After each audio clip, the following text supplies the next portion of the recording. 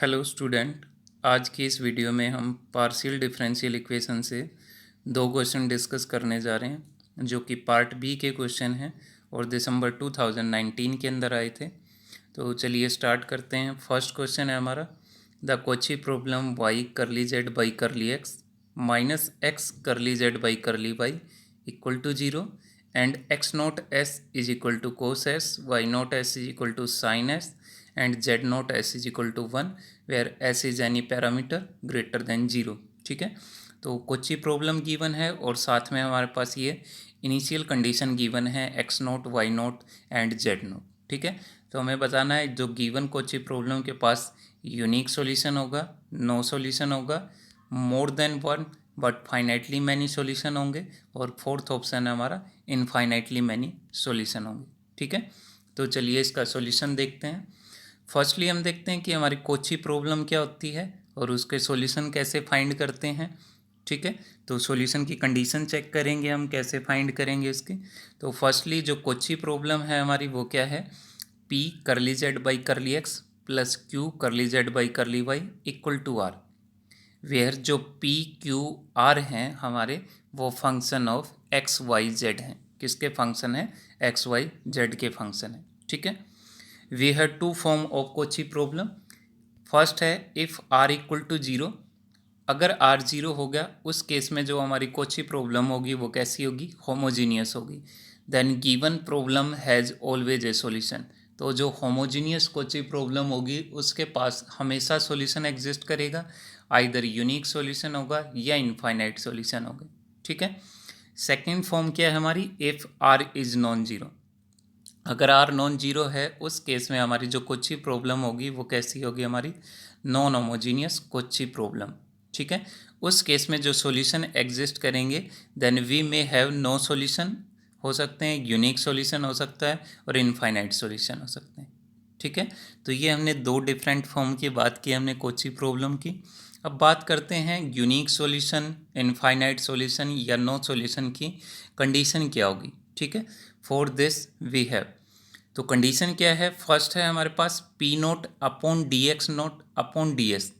P naught क्या है हमारा? जो पी था function of X Y Z, उसके अंदर हमें X naught Y naught Z naught initial condition put करनी, तो हमें क्या मिलेगा? पी नोट अपॉन डिवाइड में करना है उसके D X naught upon D S, जो एक्स नोट है उसका derivative with respect to S.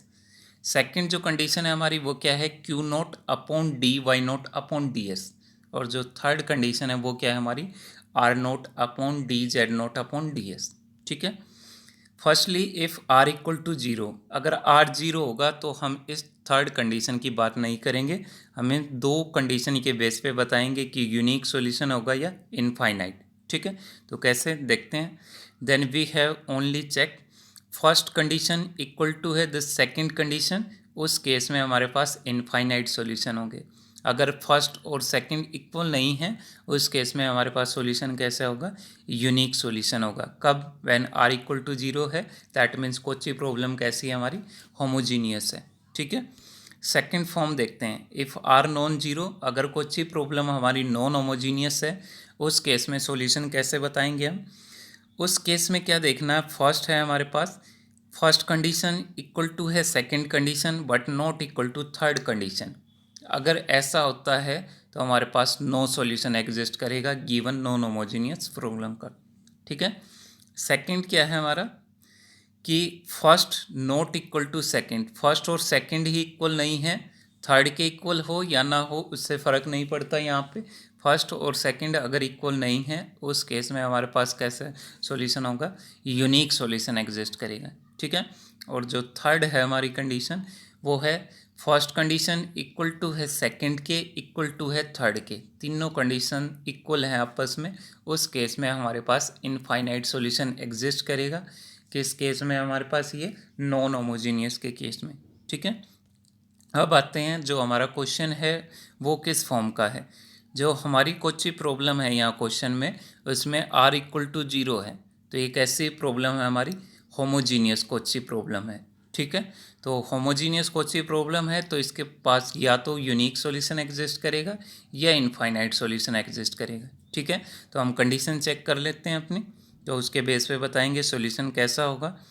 तो in this given problem we have r equal to 0, so it must have a solution, either unique solution होगा या फिर infinite solution होगा। इस question के अंदर हमारा जो p है वो y है। p क्या है? कोफिशिएंट ऑफ करली z बाई करली x, और q क्या है? हमारा कोफिशिएंट ऑफ करली z बाई करली y। तो यहाँ पे जो p है वो y है और जो q है हमारा वो -x है। और जो इनिशियल कंडीशन है x नोट वो क्या है? कोस s है, y नोट क्या है? साइन s है, z नोट क्या है? 1 है। ठीक है, तो चेक करते हैं अपनी दो कंडीशन। फर्स्ट क्या थी हमारी? p naught upon D X naught upon D H. तो p नोट, तो ये क्या हो जाएगा? p naught y naught upon में x नोट का derivative with respect to s करेंगे तो minus sine s। Y naught की वैल्यू रख दो, वो क्या है हमारे पास? Sine S upon minus sine S. Sine S से साइन एस कैंसिल हो जाएगा, तो ये क्या बचेगा? -1। ठीक है, सेकेंड कंडीशन से देखते हैं क्या आएगा। Q naught upon D Y naught upon D S. Q naught की वैल्यू रख देंगे -x नोट अपॉन नीचे डेरिवेटिव की वैल्यू कोस एस, तो ये क्या बनेगा? Minus cos S upon cos S. Cos S से कोस एस कैंसिल, तो क्या आएगा? ये -1। ठीक है, तो यहाँ से अगर हम देखें दोनों कंडीशन से सेम वैल्यू आ रही है -1, इसका मतलब ये दोनों कंडीशन सेम है, फर्स्ट और सेकंड। तो इस केस में हमारे पास सॉल्यूशन कैसे होते हैं?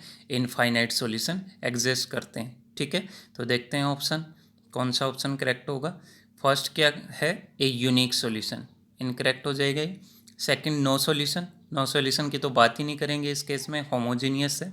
थर्ड है more than what, finitely many solution, इसके लिए हमारे पास कोई कंडीशन नहीं होती, तो ये इनकरेक्ट हो जाएगा। फोर्थ क्या है हमारे पास? इनफाइनाइटली मैनी सॉल्यूशन, तो ये हमारा क्या है?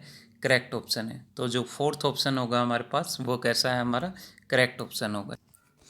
तो चलिए हम चलते हैं अपने सेकंड क्वेश्चन की तरफ। तो सेकंड क्वेश्चन क्या है हमारा? Let U X Y be the solution of differential equation curly square U by curly X square plus curly square U by curly Y square equal to 64 in the unit disk xy such that x square plus y square less than 1 and such that u vanish करेगा कहाँ पे? On the boundary of the disk. ये जो disc given है इसकी boundary पे u की value क्या होगी?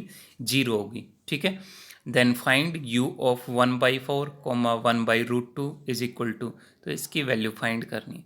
ठीक है, अब बात है इस सेकंड ऑर्डर डिफरेंशियल इक्वेशन को अगर हम सोल्व करेंगे और इसका सॉल्यूशन फाइंड करें, नॉन होमोजीनियस है ये, तो वो एक लेंथी प्रोसीजर हो जाएगा।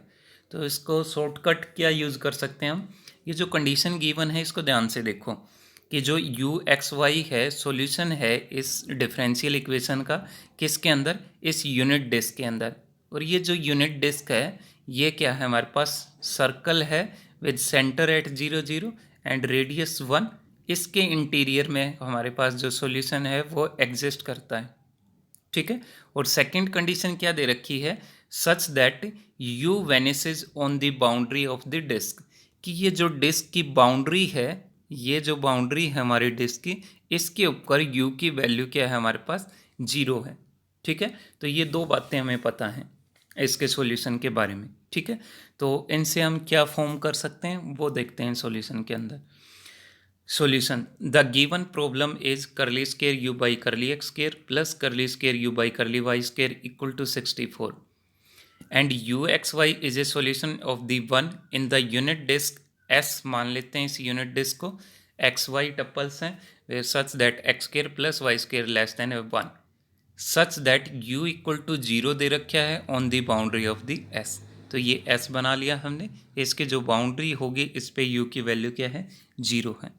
ठीक है, तो इसी कंडीशन के बेस पे हम मान लेते हैं जो हमारा सॉल्यूशन है, एक यू एक्स वाई है जो हमारा सॉल्यूशन, वो इक्वल टू है m into 1 minus X square minus Y square. ठीक है, क्योंकि इस इक्वेशन को अगर ध्यान से देखोगे बाउंड्री पे इक्वेशन क्या होगी हमारी? X square plus Y square equal to 1। इसको क्या लिख सकता हूँ मैं? 1 minus X square minus Y square equal to 0। ठीक है, तो ये इक्वेशन फॉर्म करेगी यहाँ से।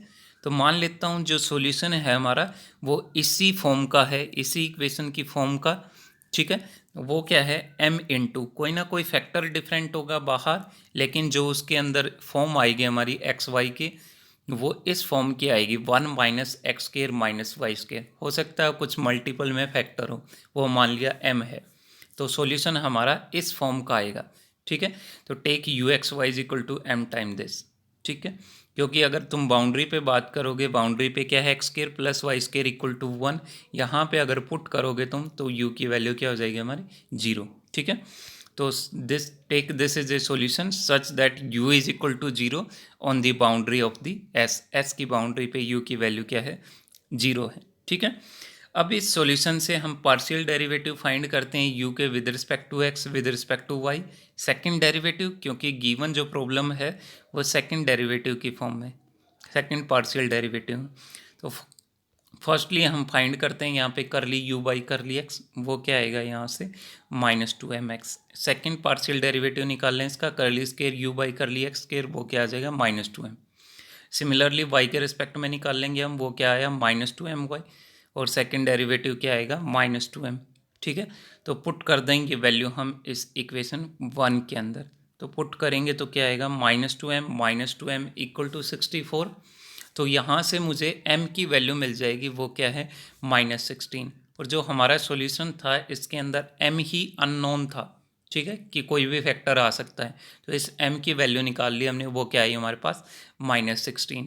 तो हमारे पास जो सॉल्यूशन मिलेगा गिवन प्रॉब्लम का वो क्या होगा -16 into 1 minus X square minus Y square. ठीक है, नाउ वैल्यू किसकी पूछी है इसने, u ऑफ 1/4 कोमा 1/√2। तो पुट कर दें x की जगह 1/4 और y की जगह क्या पुट करेंगे 1/√2। तो ये क्या आ जाएगा -16 इंटू 1 माइनस 1/16 माइनस 1/2। तो इसको अगर हम सोल आउट करेंगे तो हमारे पास जो इस u ऑफ 1/4 कोमा 1/√2 की वैल्यू आएगी वो क्या आएगी -7। तो देखते हैं कौन से ऑप्शन में है ये वैल्यू, तो ऑप्शन 3 में है ये वैल्यू, तो ऑप्शन 3 करेक्ट हो जाएगा और बाकी